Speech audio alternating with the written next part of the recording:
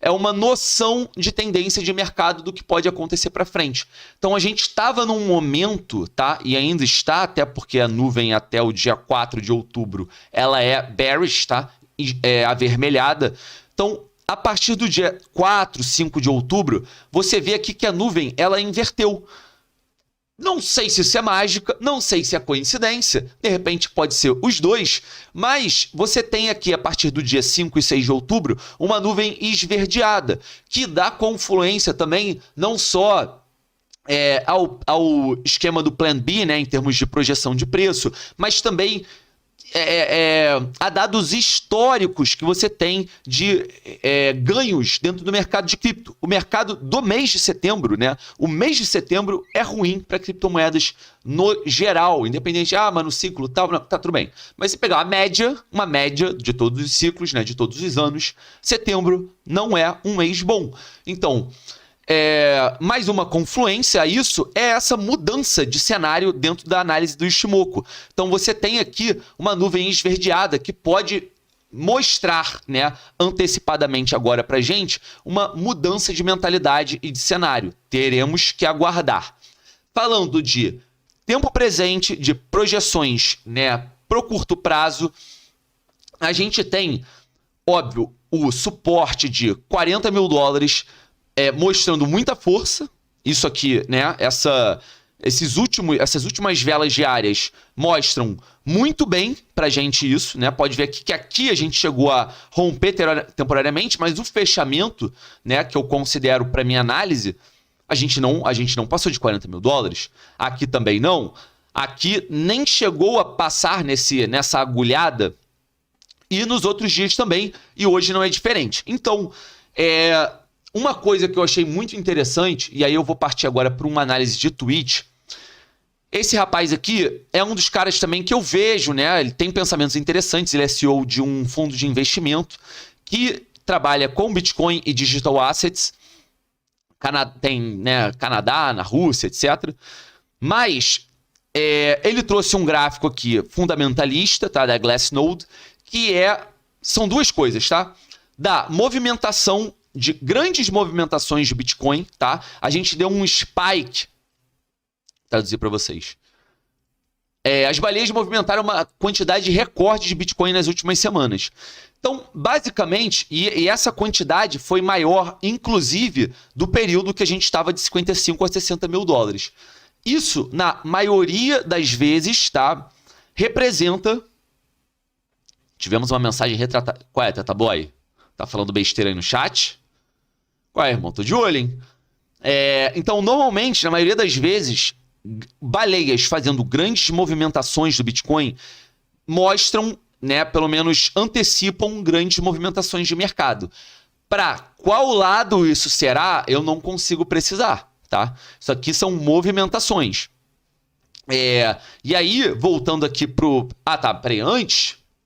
Um outro ponto que ele comentou, que eu concordo bastante, é em relação a... como passamos de 40k com essa... Na verdade, porque eu traduzia e não ficou... Deixa eu voltar para o inglês aqui, não era bem isso. Como a gente permaneceu, no caso, acima de 40k, com such cancer macro... O que ele quer chamar de câncer macro? Câncer macro é o FUD... Notícias ruins saindo o tempo todo. Economias, né, com problemas. Tem o problema lá da Alibaba. Não sei o que, não pode vender mais produtos de mineração. A China baniu cripto. Você tem as economias aí relativamente instáveis, quase que dependentes de uma emissão de mais moedas, de impressão de notas. E mesmo assim, mesmo com isso tudo, estamos permanecendo acima de 40 mil dólares. Então por conta desse cenário que eu tô, de certa forma, otimista, tô impressionado também, mas não... Aí agora vamos continuar o nosso papo bem realista, a gente não tá aqui para vender sensacionalismo, tá? Eu tenho minha posição, permaneço nela, não mudei a minha mentalidade em relação à continuidade da nossa bull run, mas o grande ponto é que, por conta de todas essas movimentações e pro fechamento desse mês aí de setembro,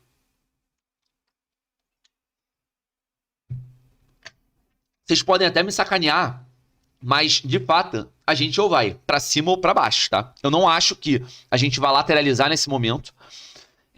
Eu espero que, se a gente segurar por mais... Se a gente lateralizar, né, e segurar esses 40 mil dólares, cara, para mim vai ser uma demonstração de força muito grande para que a gente, de repente, num cenário agora favorável, numa nuvem esverdeada, a gente possa fazer finalmente a passagem. Não sei se aqui, que a gente tem uma brecha que eu digo é porque, como eu já comentei aqui em vários vídeos, a gente tem a grossura da nuvem como uma representação de força, seja de suporte ou resistência para passagem, tá? E aí quando eu digo passagem, é a passagem do gráfico de velas.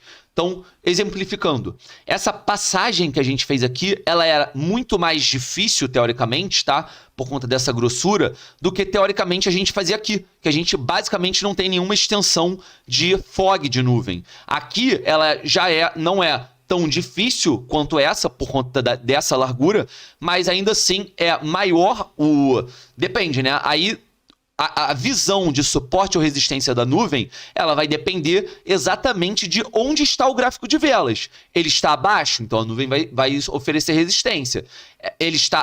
Vai estar acima, então a nuvem vai oferecer suporte. Então é basicamente esse raciocínio, tá? Então, o que a gente tem que superar?